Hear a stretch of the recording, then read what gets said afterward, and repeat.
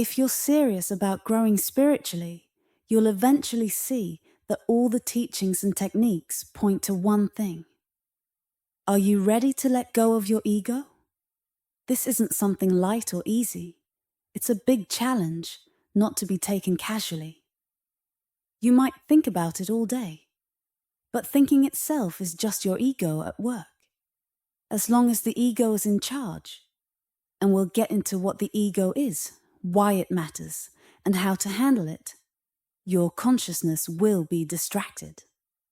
Spirituality is about returning to the source of consciousness. But here's the catch. Consciousness, by its nature, is easily pulled in different directions. It's always aware of things, and those things often grab its attention. Think about it. If you hear a loud noise, your awareness immediately shifts to it. If you see someone you love, your attention goes to them. If you see someone you dislike, your mind is just as drawn to them, maybe even more so. Consciousness is constantly being pulled by what you care about, whether it's something you like or something you dislike. This is how the mind works. It decides some things are more important than others and pulls your consciousness toward them.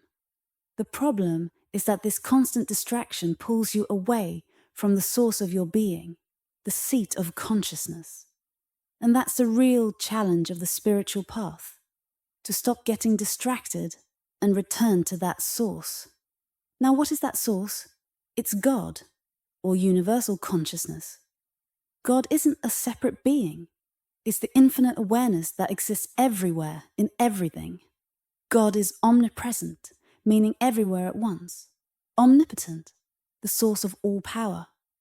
And omniscient, fully aware of everything. This field of consciousness is infinite, eternal, and the foundation of all creation. And here's the amazing part. You are that consciousness. Imagine dipping a cup into the ocean, but not lifting it out. The cup is still part of the ocean. It's the same everywhere. There isn't high or low consciousness, or better or worse consciousness. There's just consciousness itself. It's simply the state of being aware. Now, are you aware? Just think about it for a second. Are you aware? How do you know? Because you're aware that you're aware. It might sound strange, but that's the truth. You know you're aware because you're experiencing awareness itself. Now, let's connect this idea to something deeper. Remember the story of Moses and the burning bush? When Moses asked God for his name, what did he say? I am that I am. What does that mean? It means pure awareness. Being aware of existence itself. That's what God was pointing to, and it's also who you are. Deep down, you are the awareness inside, the one experiencing everything. Awareness is an incredible thing, something we can't fully understand. It's not like anything else. Nothing else in existence is aware. Only you, as consciousness, are. You can be aware of countless things. What you like, what you don't like, what's happening now, what's happened before. But here's the thing, it's always the same awareness. Think about it. When you look in the mirror as a young person, it's the same awareness looking as when you see yourself older. Your body changes, but the awareness stays the same. It doesn't age, it doesn't get better or worse, it doesn't go up or down, it just is. Want to see down? You look down. Want to see up? You look up. What's doing the looking? Awareness. It's not the eyes, it's the consciousness behind them. Awareness is what sees everything, knows everything, and experiences everything. Without it, there's nothing. Imagine this. If everyone in the room suddenly disappeared, you'd know. How? Because you're aware. If they came back, you'd know. Why? Because you're aware. Now, imagine your awareness is turned off. What's left? Nothing. Without awareness, There's no experience, no world, no meaning. The great spiritual teacher, Meher Baba, explained this beautifully. He said that everything in the universe, all the forms, objects, and experiences are like zeros. By themselves, they mean nothing. But consciousness is the number one. When you put the one of awareness in front of the zeros, they suddenly have meaning. Without it, it's all just emptiness. Consciousness gives life its purpose, its depth, and its value. But here's the tricky part. Our awareness doesn't treat everything equally. It focuses on differences, big and small, good and bad, hot and cold, people and objects. Your mind separates the zeros, but awareness itself doesn't. It just sees. Now, let's get scientific for a moment. Everything you experience, everything you see, hear, touch, or feel is actually the same at its core. How? Physics tells us that all matter boils down to the same basic building blocks: electrons, neutrons, and protons. These particles make up everything in the universe, and every single one is exactly the same. So, what's out there? Science used to say it was just a bunch of atoms. Then they said those atoms are made of electrons, neutrons, and protons. But here's the key. While everything might appear different to you, trees, people, the sky, it's all made of the same stuff. What gives it meaning? Awareness. Without consciousness to experience it, the entire universe is just energy and matter. It's awareness that brings it all to life, that allows us to experience and understand existence. And that awareness is you. You see people, animals, clouds, and all kinds of things in the world around you. But what's really there? Science tells us it's just electrons, neutrons, and protons, the basic building blocks of everything. Here's an easy way to understand this. Think about your flat-screen TV. When you watch a movie on it, it looks like people, places, and action, right? But get up close to the screen, really close. What do you see? You don't see people or scenes. You see tiny dots called pixels. These pixels are just different colors, red, green, and blue, lighting up and changing. That's what's actually there. So why do you see a movie instead of a bunch of dots? It's because your mind and senses take all that information and turn it into something more familiar, like a person or a place. But the truth is, it's just dots moving around. Einstein pointed this out. He said our senses can't be fully trusted. They give us an idea of what's out there, but not the whole truth. That's why scientists build powerful tools like particle accelerators, such as the 12-mile-long one at CERN. These machines smash atoms together to break them apart, so we can see the electrons, neutrons, and protons inside. Even then, they can only observe these particles for a tiny fraction of a second before they disappear again. So what's out there? At the most basic level, it's not people or objects. It's like the pixels on a screen. Everything is made of atoms. And atoms are made of electrons, neutrons, and protons. But here's the twist. Even those aren't the ultimate building blocks. Scientists have gone even deeper into the realm of quantum physics to figure out what electrons, neutrons, and protons are made of. And guess what? They discovered that neutrons and protons are not solid particles. They're made up of smaller things called quarks. A proton, for example, is made of 2 up quarks and 1 down quark, while a neutron is made of 2 down quarks and 1 up quark. But it doesn't stop there. When you go even further, you find out that these particles aren't really particles at all. They're better described as fields. Fields of energy, like light. Think of it as a kind of glowing field, constantly moving and changing. What we see as solid objects are really just forms that emerge from these fields. So, when you look at the screen of your TV, all the pixels are created by light, photons. In the same way, the entire universe is made up of fields. And what we see as matter comes from these fields of energy. You don't need to understand all the complicated math behind quantum physics to get the main idea. The deeper scientists go, the more they realize there's no such thing as solid matter. It's all energy, organized in ways that our senses interpret as the world around us. It's all part of one big, interconnected reality.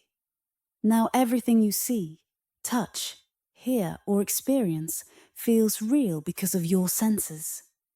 But here's the truth. Your senses are not showing you what's really out there. They're giving you a version of reality, not the full picture.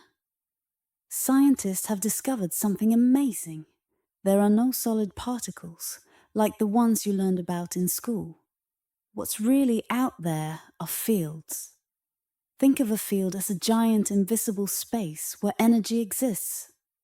When these fields get disturbed, they create waves, like ripples in a pond after you drop a leaf in it. Those ripples, or waves, can sometimes appear to have solid properties, which is why we think of them as particles. But they're not solid at all. For thousands of years, yogis and spiritual teachers have said that everything is made of light. Science is finally catching up. Scientists now agree that there are no solid particles, only waves. And here's the really interesting part. If you ask a quantum physicist, what is the field made of? What is waving? They'll tell you they don't know. But if you ask a yogi, a deep meditator, or a spiritually enlightened person, they'll say, it's made of consciousness. Do you see how close modern science is getting to spirituality? It's incredible. Let's take it a step further. In yoga, there's the idea that the first vibration, the original sound of creation, is Om. This vibration disturbed the pure field of consciousness, creating wavelets. And those wavelets are the foundation of everything in existence. Now, think about what scientists say about the quantum field. It's not a particle. It's an endless field of energy. And it's everywhere. The word for that is omnipresent.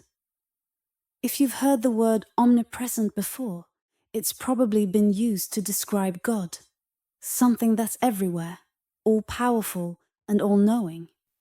So, if the quantum field is everywhere and created everything, and if it's connected to consciousness, isn't that the same as what many people call God?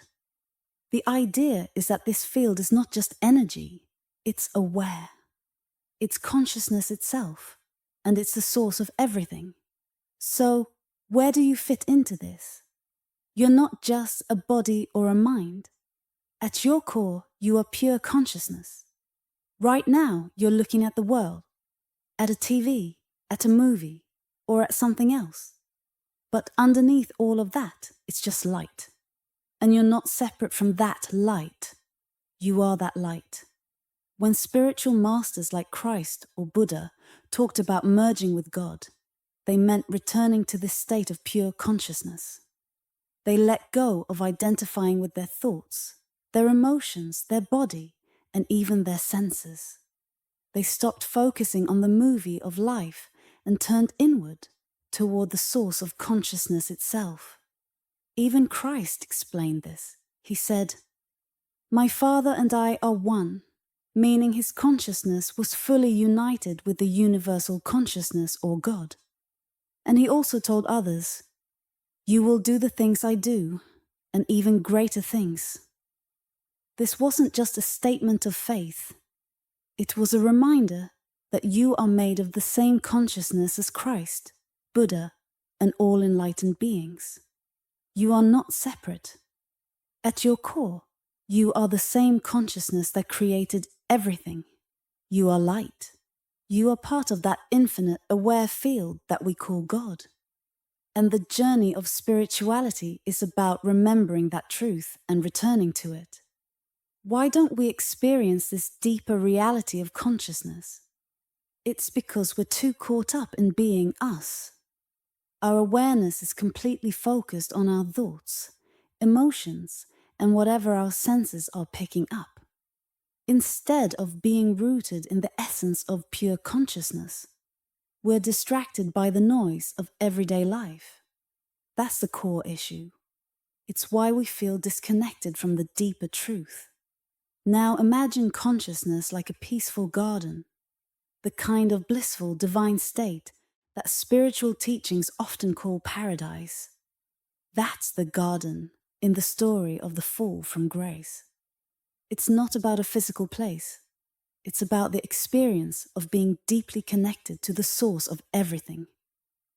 In that garden, life still happens. Thoughts, emotions, and events come and go.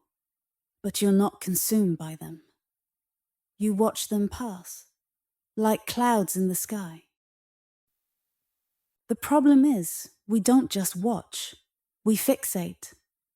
It's like watching a movie and getting so caught up in one scene, whether it's beautiful, terrifying, or exciting, that you miss everything else. Maybe it's a love scene, and you're thinking, I hope this character comes back. She's amazing. Or maybe it's a scary moment, and you're so rattled that you can't even focus on what happens next. Your attention gets stuck on one part of the movie, and you stop experiencing the flow of the whole story. The same thing happens in life. Something catches your attention, an emotion, a thought, or a sensory experience, and suddenly you're fixated. You're no longer present in the moment. You're caught in whatever grabbed your focus. When this happens, you miss everything else that's unfolding around you. Now, have you ever been reading a book and realized that you've turned 5 pages but didn't absorb a single word? You have to go back and reread because your mind wandered off somewhere else. That's exactly what's happening all the time. You're constantly being pulled away by your own thoughts and emotions. This isn't just an occasional distraction. It's our default state as humans. Our awareness is always jumping from one thing to another, fixating on what seems important in the moment. And here's the irony. You're already distracted, but you only notice it when something interrupts you. Maybe you're lost in thought, and then there's a loud noise and you think, oh, that distracted me. But the truth is, you were already distracted by your thoughts in the first place. This is the human experience. Divine consciousness, your true self, getting lost in a constant stream of thoughts, emotions, and sensory input. And the amount of reality you're actually aware of? It's shockingly tiny.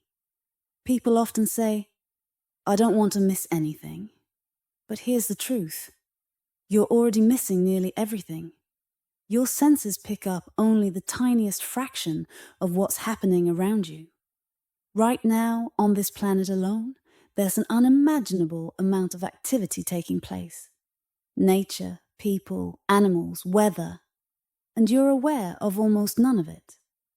Zoom out to the universe, and your awareness shrinks even further. The scope of what you're missing is so vast, it's almost comical. So, why don't we experience the fullness of consciousness? Because we're too busy being distracted by our small, limited perspective, our thoughts, feelings, and senses. But here's the good news. The garden, the deeper reality, is still there. All we need to do is shift our focus and let go of the distractions pulling us away. Here's what's happening. Moments are constantly unfolding all around you, but your senses only pick up a tiny fraction of what's going on. They're incredibly limited. And because of that, You're only aware of the small slice of reality your senses bring to you. Everything else, the vast majority of what's happening, is outside your awareness because it doesn't make its way through your senses. Now, here's the deeper truth. You are actually conscious of everything.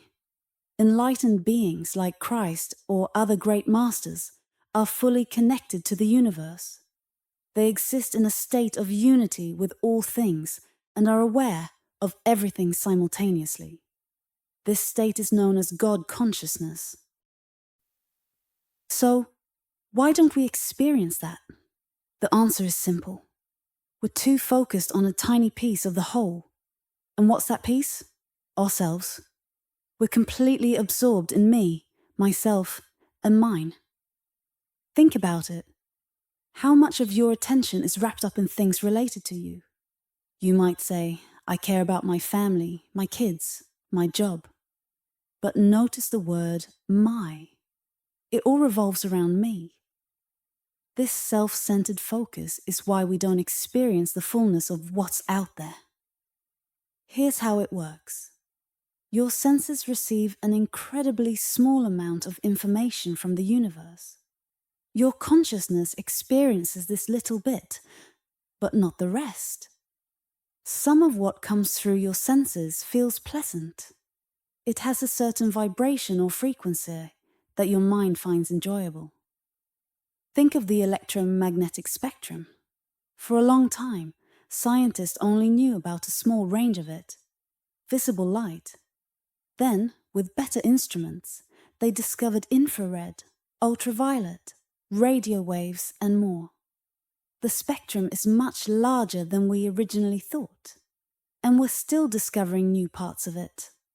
Similarly, there's a whole range of vibrations and energies happening that we're not aware of yet. Now, let's take it further. One day we might even create instruments to detect thoughts. It might sound far-fetched, but thoughts are just subtle vibrations, higher frequencies of energy that we currently can't measure. But they're still there. How do we know they're there? Well, you know you have thoughts, right? How do you know? Can you show them to me? Can you point to them? Of course not. But you're aware of them, which proves they exist, even if we don't yet have the tools to measure them. So, what's the big picture? Your senses give you access to only a tiny sliver of reality. And because you're so focused on yourself, your thoughts, your emotions, your story, you don't experience the vastness of consciousness that's always there. But the good news is, with practice and awareness, you can start to expand your experience and tap into something much greater. You know you have thoughts, right? That's your mind. Your mind is like a tool or instrument you use, but most people don't even think about it. This tool is designed to pick up vibrations, energy signals, from the world around you. These vibrations are part of the mind's field. Now, here's the big idea. Consciousness, which is what allows you to be aware, isn't just part of those vibrations. Consciousness is all vibrations. It's everywhere, all-knowing, and infinite. It's God. Yes, consciousness is God. Not the things you're aware of, like objects or experiences. Those are just symbols or representations. Remember the commandment that says, "Don't make images of me"? That means don't limit God by trying to fit him into a specific form. God isn't a physical thing. God is infinite, universal, and pure energy. Consciousness is this pure energy, this endless field of awareness. So, you don't become God by focusing your consciousness on something. Consciousness itself is God. Now, think about your experiences. Everything you've ever felt or noticed has vibrations. Each experience has its own unique energy. For example, the way a rattlesnake makes you feel is very different from how a butterfly does. Not because you touched them, but because of the energy they give off. Similarly, Seeing someone you love or like feels very different from seeing someone you dislike or don't know. You can sense those differences. That's the vibrations at work. But here's the thing. Your senses only pick up a tiny fraction of what's out there. Think about how little you've actually experienced in your whole life. Even if you've been to different places and had various experiences, it's still practically nothing compared to everything happening in the universe. Right now, you're in this room, noticing a small part of what's around you. But think of all the things going on elsewhere, in other rooms, cities, countries, and beyond. What you're aware of is so tiny that statistically it's almost nothing compared to the vastness of everything else. Are you ready to be humble enough to admit this simple truth? If you want to grow spiritually, it starts here. Realizing how little you know. Think about it. You can only truly know what you've experienced yourself. But how much do you know about things you've never experienced? Nothing. Now let's zoom out. How much of everything there is to experience have you actually gone through? Look at the universe. A single galaxy has 300 billion stars, and there are around 2 trillion galaxies out there. Compared to all of that, how much are you really experiencing? Practically nothing. This is the moment to wake up and see reality. And if you don't, it's probably your ego getting in the way. Let's be honest. The truth is, in the grand scheme of things, you've experienced almost nothing. Am I right? Yes or no? And yet, the tiny bit you do experience comes to you with different vibrations. That's because everything in creation has a unique vibration. Some are pleasant, others are unpleasant, but in the end, they're all just experiences. Let's look at it this way. Can you hear music that feels harmonious and pleasing? Yes. Can you also hear music that feels chaotic and unpleasant? Yes. But can you respond to both of these experiences the same way? That's the key question. One experience feels good, the other doesn't. But they're both just experiences, different types of experiences. Take notes on this. Experiences are like musical notes. C, D, E, or a sharp. They come into your senses and you feel them. But why do you like some and dislike others? It's just how you react to them. And by the way, not everyone likes or dislikes the same things. What you enjoy might be unpleasant for someone else, and vice versa. So there's no such thing as something being naturally good or bad. It's all subjective. Interesting, isn't it? Here's where it gets deeper. These vibrations from your experiences are constantly flowing in, and your consciousness simply observes them. At this point, ego hasn't entered the picture. It's just pure awareness. Consciousness experiencing creation. This is like being in the Garden of Eden, where you're sitting in God consciousness. In this state, there's nothing but ecstasy, because that's the natural state of God consciousness, eternal, infinite bliss. Now, creation dances around you. Vibrations of all kinds come and go, and consciousness experiences them. This is where a true master resides. For them, everything that comes in is just part of the variety of life. It's all beautiful, even though it's different. They don't judge it. They don't resist it. They simply let it pass through, seeing it as the natural variety of existence. After all, isn't variety the spice of life? Think of the ocean. All the rivers and streams in the world pour into it, but the ocean stays calm. It doesn't overflow or lose its boundaries. That's how a yogi is. The world, everything you can see, hear, feel, and experience, flows into them, but they stay peaceful, steady, and content. This balance, this evenness of mind, is what yoga is all about. Now, imagine if you were completely open and clear-minded. You would experience everything: creation, life, moments, all of it. These experiences would come into your life and feed your soul. Every experience makes you grow. If you've never gone through something, you can't truly know it. But once you do, you become a knower of that thing. Life is feeding you like this all the time, giving you moments to grow and learn. This is what it means to live in harmony, like being in a garden, a beautiful place where everything just is. Like in the story of Adam and Eve, there's form, beauty, and life. God created it all and delighted in the experience of it. But here's the key. Everything in the garden was part of creation, from the trees to the snakes. It was all equal until the moment something grabbed their attention more than anything else. This is where distraction comes in, and distraction is what throws us off balance. They call it the original sin for a reason. It's when you start to separate things, focusing on one thing more than the rest. You see the snake, and suddenly, it's not just part of the garden anymore. It stands out because you paid extra attention to it. And when you focus on one thing too much, you miss everything else around you. Think about this. Most of what you experience every day just flows through you without leaving a mark. You see the sky, hear cars driving by, and notice people on the street. But it doesn't bother you. It doesn't stick.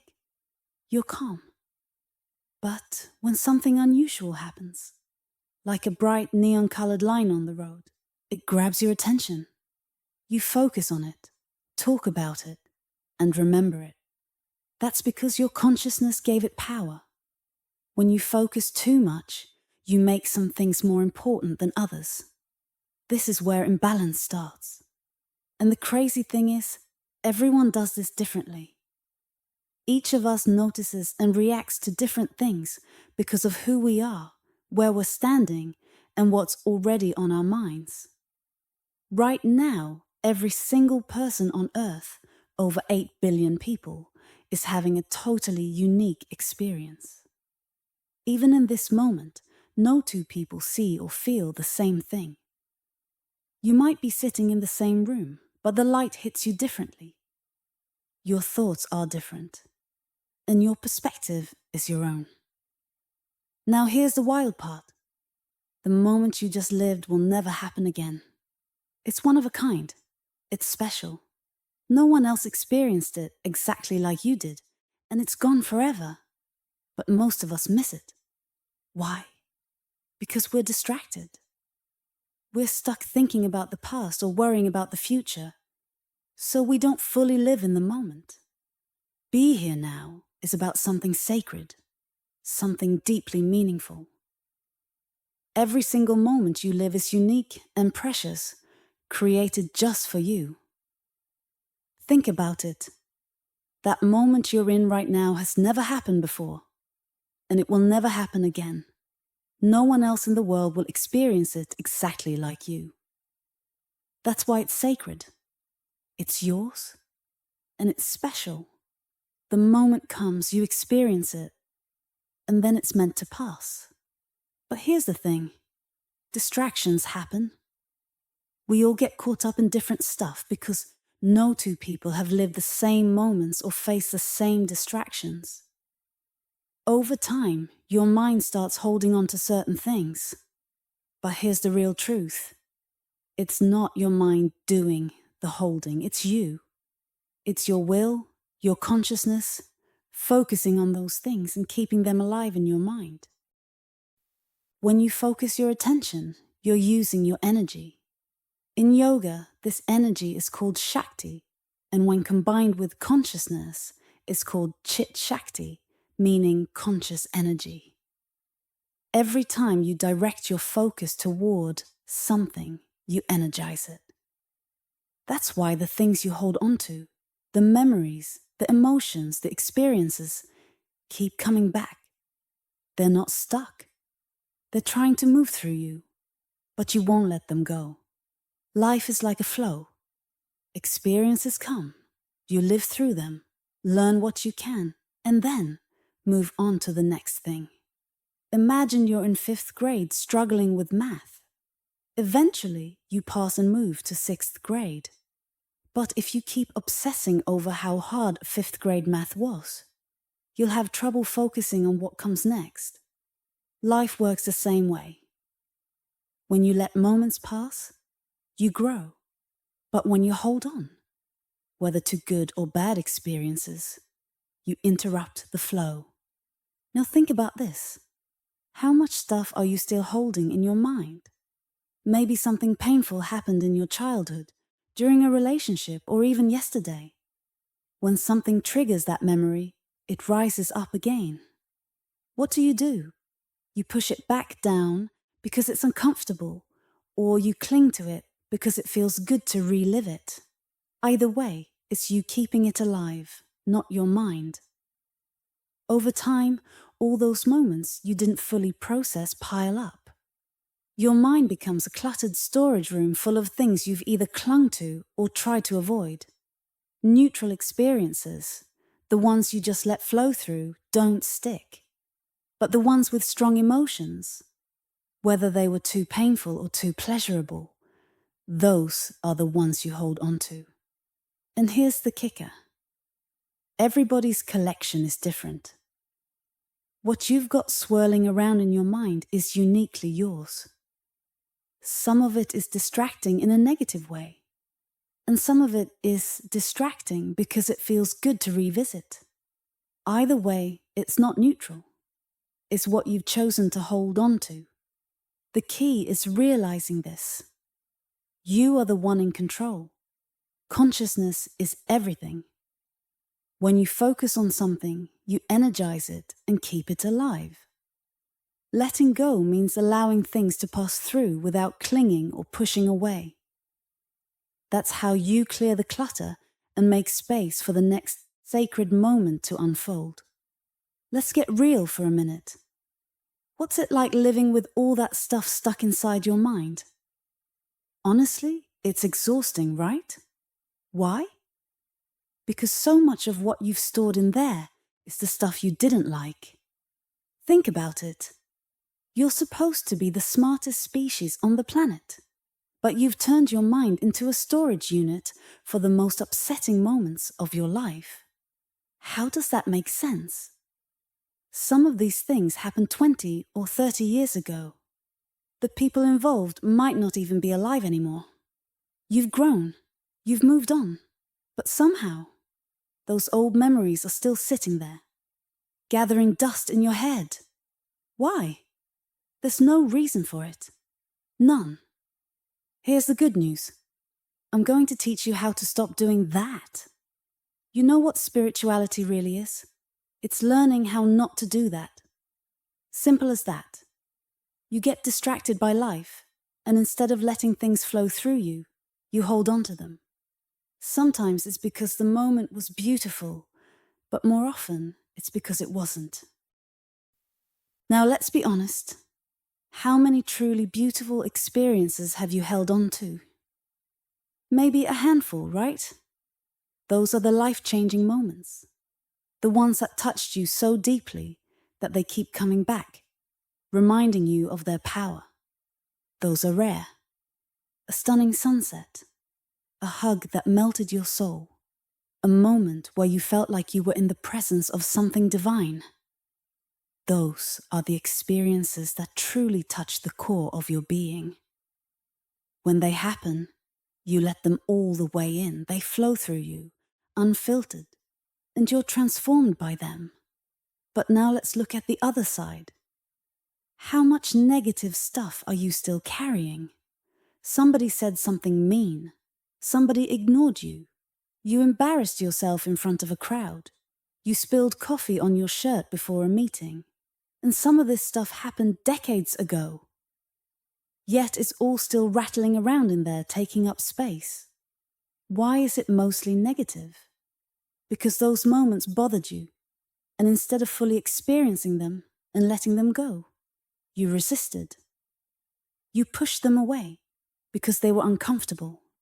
But here's the catch. Resisting them made them stick. The positive moments, the hugs, the sunsets, the melting into pure joy, they're different. Those are the rare times when you let the experience in completely, with no resistance. You didn't overthink it. You didn't analyze it. You just felt it, fully and deeply. For a moment, you weren't stuck in your head. You weren't trapped by thoughts or emotions. You were simply in a state of pure being. That's what it feels like to let life flow through you. It's not just an emotion. It's an experience beyond emotions. It's when you're fully present, completely immersed, and totally alive. And here's the thing. You can live more of your life that way. But to do that, you've got to stop holding on to all the junk. You've got to let it go. So ask yourself, do you want to keep carrying all that negativity around? Or do you want to clear it out and make room for more of those life-changing, soul-touching moments? The choice is yours, and it starts with learning to let things pass through you instead of holding on to them. That's the path to freedom. That's the way to truly live. People turn to drugs or psychedelics to reach those higher, beautiful states of mind. But honestly, I feel bad for them. Why? Because you're meant to live in that state naturally. That's your birthright. It's your natural state of being. So instead of chasing it through substances, you've got to ask yourself, well, why am I not living in that state already? That's where the real work begins. That's a deep teaching. Now you know you're capable of experiencing something beautiful, something profound. You've had moments like that before. But most of the time, you're not living there. Why? Because you're too busy pushing things away.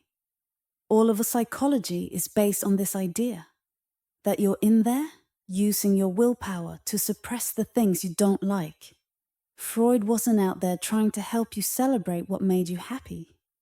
He was digging into the stuff that bothered you, the traumas, the unresolved issues, and everything else you didn't want to face. What happens when you suppress things? You're shoving all the uncomfortable, negative experiences deep down inside yourself. You don't suppress the good stuff. You let that flow. It's the bad stuff you try to bury. Suppression, repression, denial. Those are all ways of avoiding what you didn't want to experience fully in the moment. But here's the catch. Just because you shoved it down doesn't mean it's gone. Living like this becomes exhausting. With all that suppressed junk floating around inside, everything starts reminding you of it. A random comment, a smell, a memory, they all bring it back up. How do you live with that? How do you function, interact with people, or get through the day? Well, you figure out a way to cope. Here's what happens. You start building something out of all that unresolved stuff. Every suppressed memory, every negative thought, every unresolved experience becomes like a brick. You take those bricks and stack them together to create something you can live with.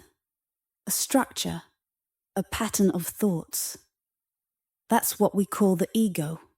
Your ego isn't built from the moments that flowed through you naturally, the experiences you let go of. It's built from the moments you held on to, the stuff that bothered you, upset you, or embarrassed you. That's what your ego uses as its foundation. Picture this. You go back to your high school reunion. The moment you walk in and see those familiar faces, tell me, the old stuff doesn't start bubbling up. There's the guy who stole your girlfriend. There's the girl who always outshined you in class. Maybe you were even best friends with someone. And now you find out she's a serial murderer. Yep, they let her out just to come to the reunion. Good for her, right? But seriously, as soon as you're there, all those old feelings and stories resurface, don't they? Why? Because you stored them inside yourself, and you've been carrying them ever since. Those memories, those emotions, they didn't go anywhere. They're still sitting in there, waiting for the right moment to pop back up. Now, what happens to all this stuff you've stored? Here's the key point. If you can understand this, you're halfway there. You take all those experiences, all those feelings you couldn't let go of, and you start building something out of them. You didn't just store the stuff, you used it to construct your sense of self. Think about it. You dated a redhead back in the day, and maybe it went great for a while. But later, you married another redhead, and things fell apart. Now you've decided, I don't like redheads. That experience shaped your preferences. And it's not just about hair color, it applies to everything. You've built a self-concept, a story about who you think you are, based on these stored experiences.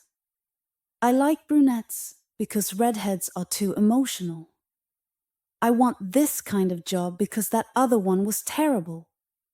I'm the kind of person who likes this, not that. All those likes and dislikes, all those preferences, they're not as original as you think. Here's the truth. You didn't actually make those decisions. You think you did, but they were made for you by the stuff you held onto. Psychology even says man is the sum of his learned experiences. What else could your mind be? It can't be built from experiences you didn't have. You're not the sum of what you missed. You're the sum of what you kept. But here's the twist. Not every experience gets stored.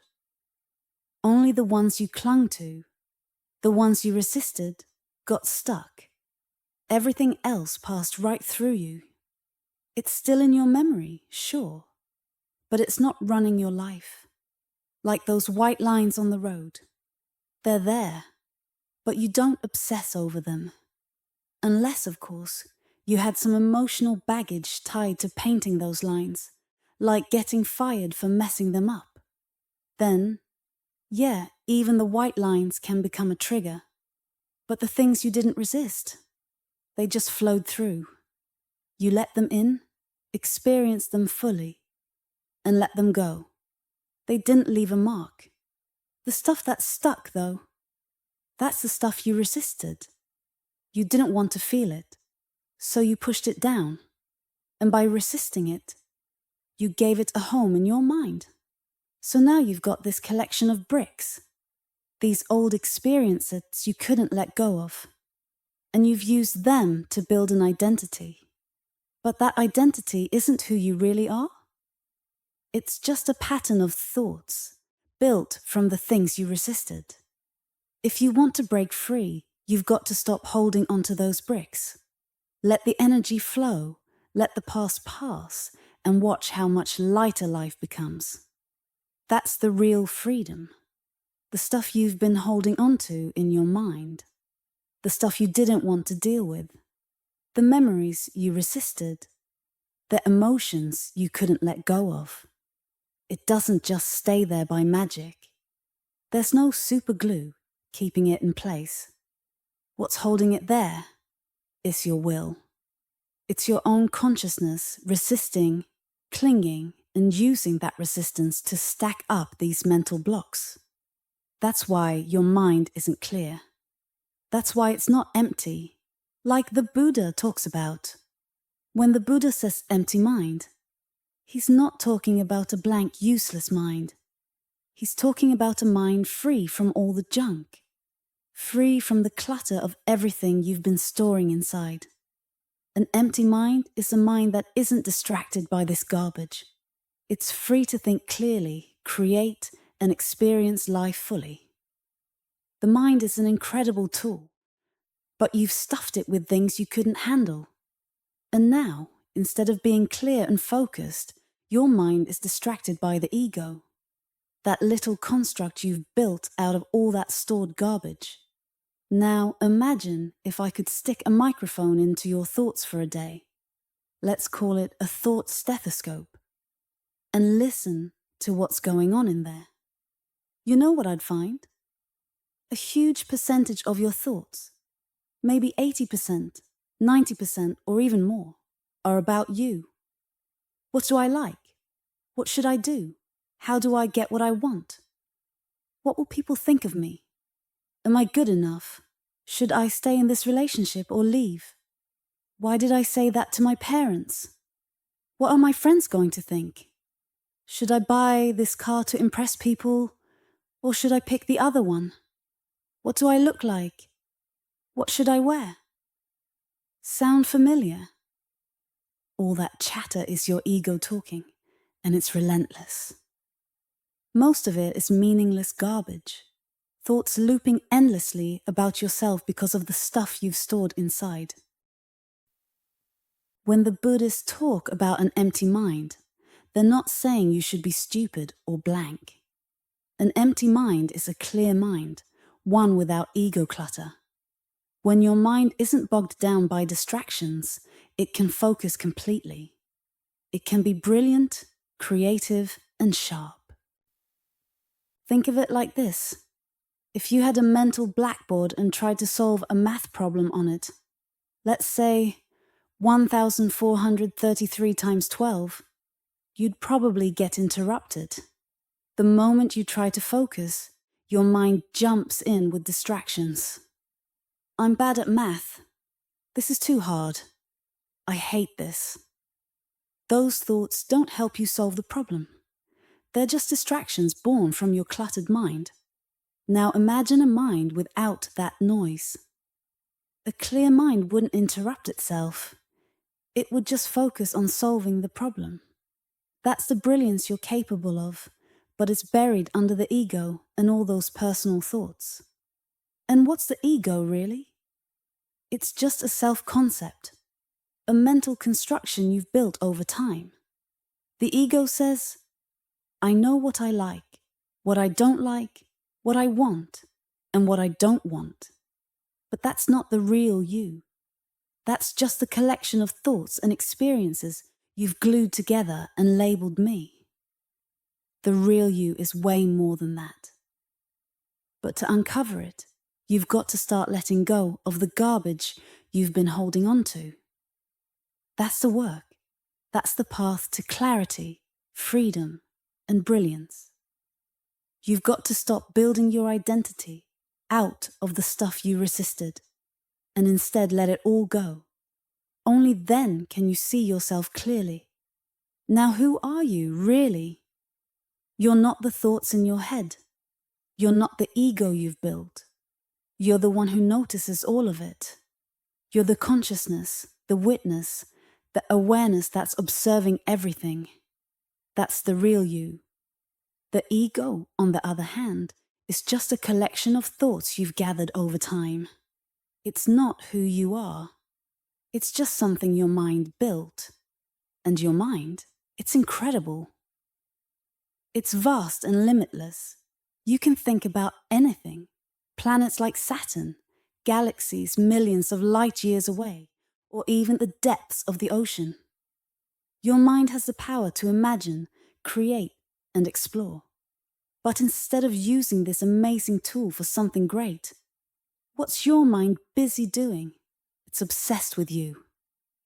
Your thoughts are tangled up in me. What do people think about me? Why don't they treat me the way I want? Why can't I get what I deserve? Here's some perspective. You're just one tiny person on a planet that could fit 1.3 million Earths inside the sun.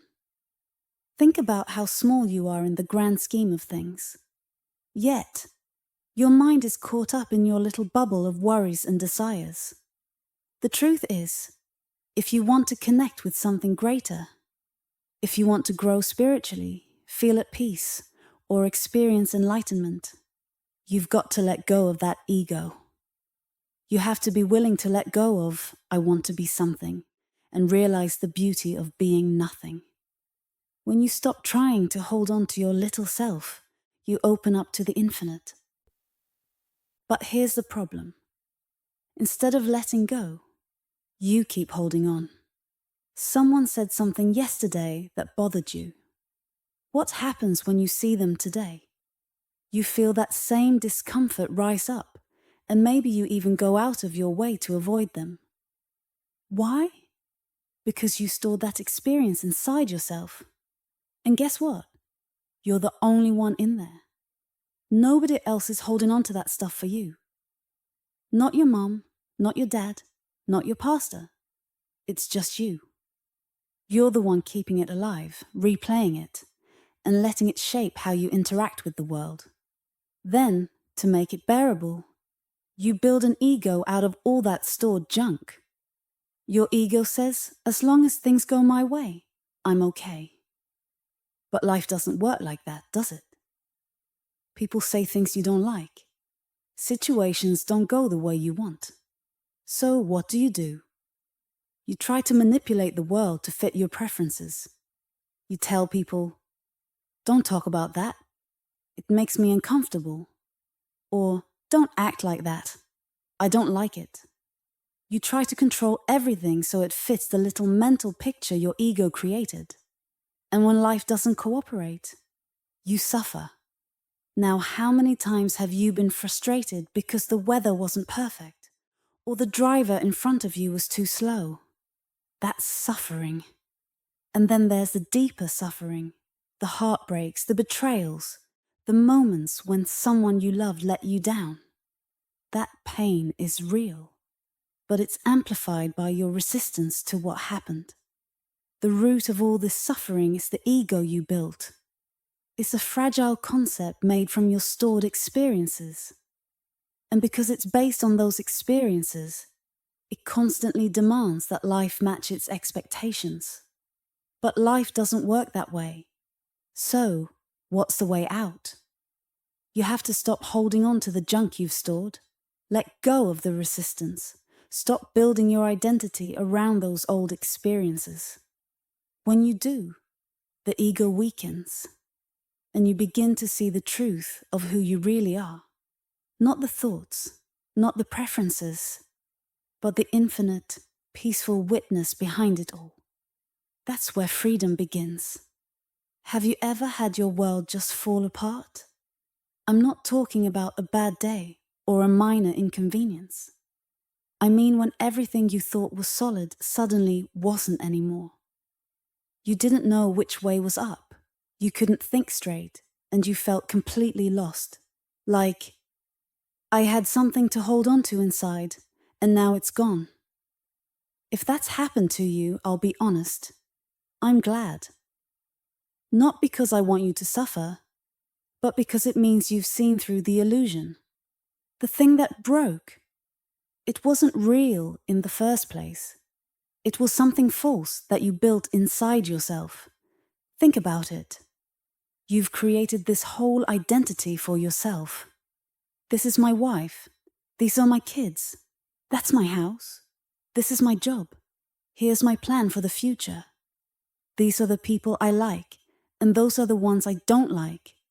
These are the memories I cherish, and those are the ones I avoid. It's a whole structure you've built, right? But what happens when that structure cracks? What happens when the person you thought would never leave walks away? Or when the job you thought was secure disappears? Or when that investment you trusted falls apart? You feel it break, don't you? Because it's not real. The ego is fake. It's this flimsy little thing you've put together to feel safe. But it only works when everything goes your way. The moment life doesn't match up to what your ego wants, you're in trouble. Some people can tolerate a little discomfort before they break, while others fall apart at the smallest thing. But no matter how strong your ego seems, it's still fragile because it's not who you really are. A wise master once said the ego is the masquerading self. It's like wearing a mask. Your true self, your consciousness, your awareness is right there. But instead of living as your true self, you're distracted by all the junk you've stored inside. And now you're holding up this mask, saying, "This is who I am." But that mask isn't you. You're not the ego. You're the consciousness behind it. The awareness that's always been there. You're not separate from God, from the universe, or from creation. You are that divine consciousness. You don't have to get back to God, because God never left. You've just been too busy staring at your ego to notice.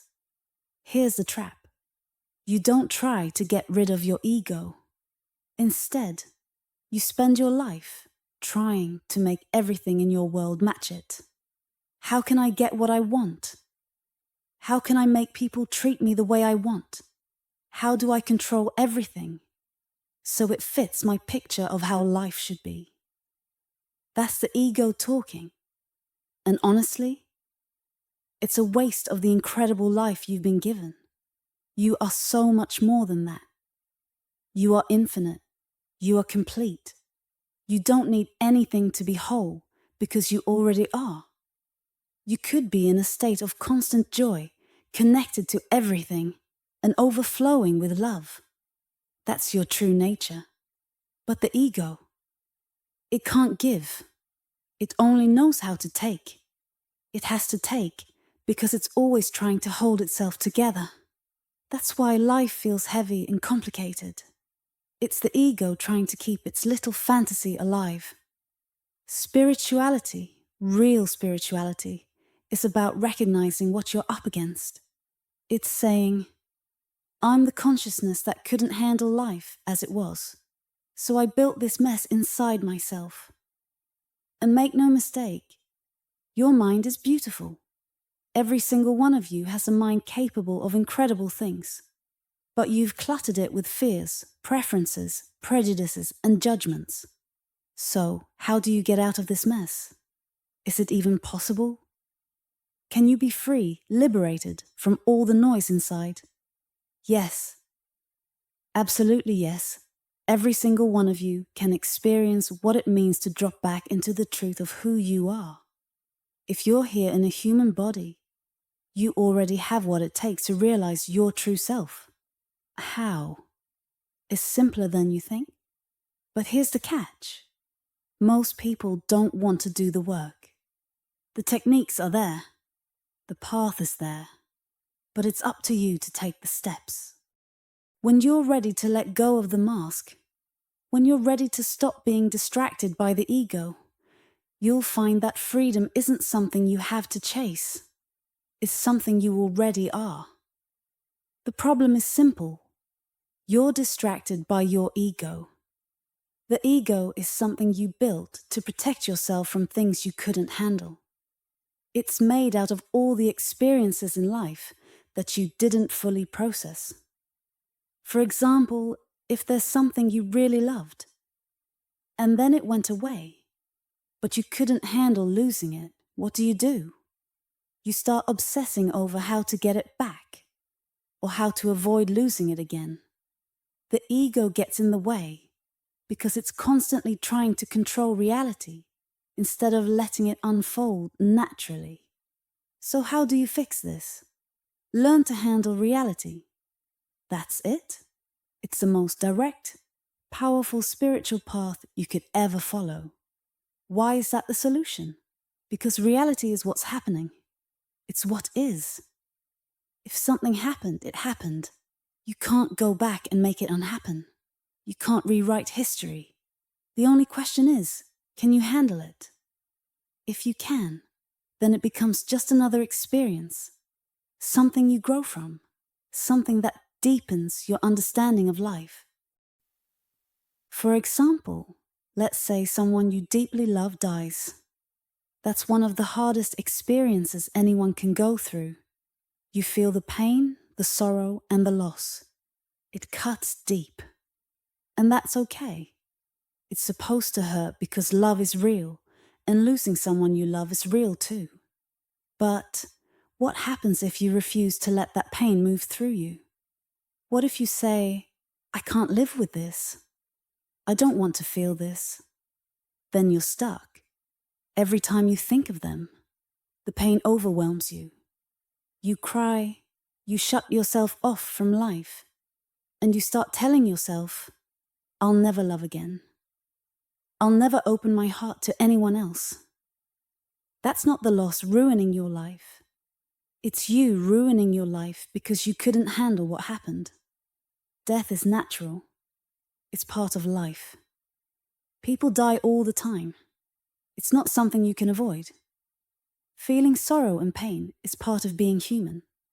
But the key is this: let yourself feel it, completely and honestly. Let it touch you, let it move through you, and let it go. When you do this, you can look back on that relationship with gratitude. Instead of being stuck in the pain, you can say, that was one of the most beautiful times of my life. Losing them hurt deeply, but it also taught me so much about love and life. I honor that experience. It helped me grow. And in a way, I feel even closer to them now, because I've embraced the reality of what happened. That's what it means to handle life. You don't deny the pain, and you don't suppress it. You open yourself to all of it: the joy, the sorrow, the fear, the love. Life becomes richer, fuller, and more meaningful, because you're no longer running away from what's real. Now, let's be real. You're not going to master this overnight. It's like learning to play the piano. You don't sit down on your first day and play Beethoven. You start with the basics, the scales. You practice. You get a little better each day. Over time, you can play simple songs, and eventually, you can take on more complex pieces. It's the same with handling life. Start small. Practice with the little things. Maybe it's dealing with a rude comment or a frustrating traffic jam. Each time you face something, instead of resisting it, let it move through you. Feel it, accept it, and let it go. As you get better at handling the small stuff, you'll find yourself more prepared for the big stuff. The goal isn't to become perfect or to avoid all pain. The goal is to live fully, to embrace everything life throws at you, and to grow from every experience. That's how you move beyond the ego and start living as your true self. Start with the small things: the weather, the way someone drives, or a comment someone makes that bothers you. Instead of letting it sit inside you, practice letting it pass through. Just relax, breathe, and let it go. It might feel strange at first, but over time, you'll get better at it. What happens next? As you keep practicing, bigger things will come along. Someone has a bad day and snaps at you. Maybe your partner is in a mood, or something unexpected happens.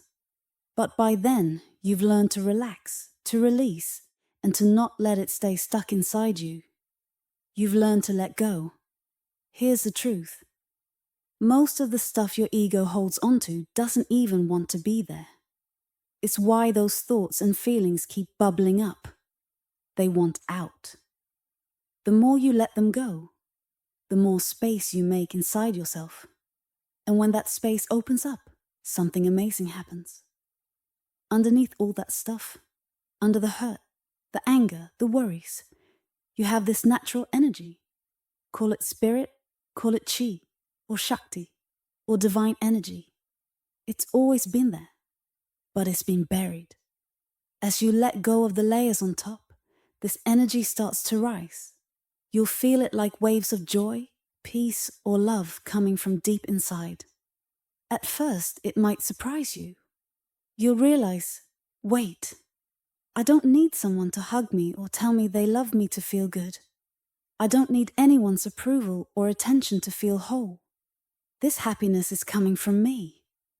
And as you keep letting go, that energy gets stronger.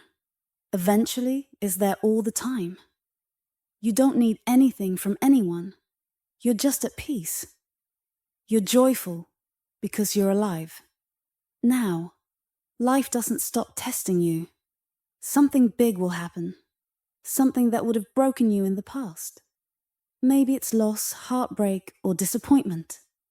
But instead of shutting down, you'll approach it differently. You'll say, "This hurts, but I can handle it. I don't need to run from the pain or pretend it's not there. I'll let it move through me." By doing that, you honor the experience. You respect it as a part of life. And once you've let it pass through, your inner energy gets even stronger. This upward flow starts lifting you. While the ego always pulled you down, this energy moves you up, higher and higher, beyond your old self. That's when you start to realize you're not just you. You're part of something bigger, something infinite.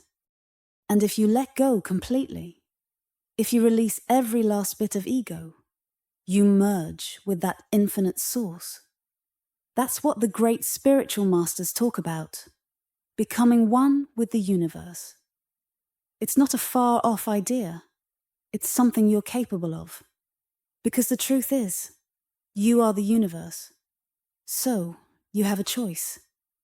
You can keep living for the ego, clinging to what it wants and doesn't want, or you can start letting it go. And when you do, you become whole. You stop needing anything from anyone. Not your spouse, your kids, or your job. Instead, you're just present with life. Reality feeds you, and you serve whatever moment is in front of you. Not because you have to, because you are. You're full of love, compassion, and beauty, and all that flows out naturally. You're not taking, you're giving, and it feels effortless. But don't expect to get rid of the ego all at once. It doesn't work that way. Start small. Honor the little things, whether it's the weather, a rude comment, or a delay in your day. Respect their right to exist, let them pass, and keep practicing. Over time, you'll handle bigger things, and then bigger still. And as you do, you'll discover a version of yourself you never knew was possible. A self that's free, full of joy, and deeply connected to life. It's a journey worth taking, one step at a time. Thank you for listening.